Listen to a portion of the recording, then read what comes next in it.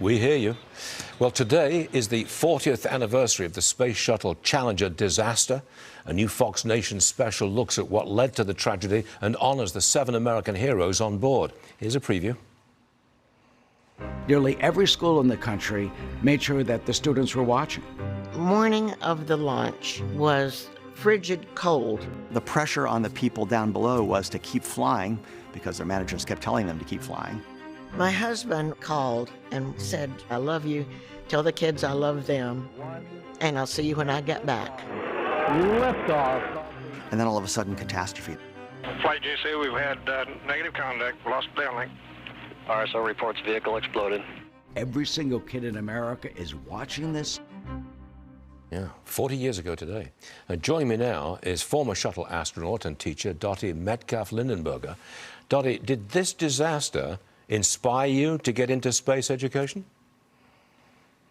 Well, it wasn't the disaster that inspired me, but it was the fact that the lives of these astronauts were so significant, and their family members made that evident in what they communicated. And also, it was in the way that NASA handled it, the disaster afterwards, and continued to inspire us with Hubble Space Telescope and the flights of many different probes that helped us understand our solar system and beyond. And so that's what began to inspire me. And my parents inspired me to be a teacher. Okay. Space exploration, it's never going to be 100% safe. Tell me how we're bringing the risks of space travel and space exploration, bring those risks down. How are we doing that? Well, we have engineers that do their job every day to the best of their ability. When they see things that are going wrong, they raise it to management and upper levels. There's also ways to communicate and have reviews before we go fly. So you're right, space flight is never routine, and it's never going to come without risk, but it is worth doing.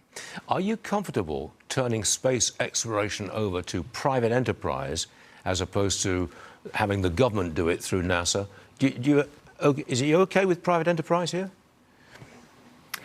Well, I'm glad that we had private enterprise doing some of the flights. And again, there's with oversight, and there's also with communication between the entities back if we're flying NASA astronauts. So that's very important. But also we're seeing that there's opportunities in different ways when you do go commercial. So, again, not routine and not without risk, but also with processes that are understood. Okay, Dottie Metcalf-Lindenburger, thank you very much for joining us today. We appreciate it. Thank you.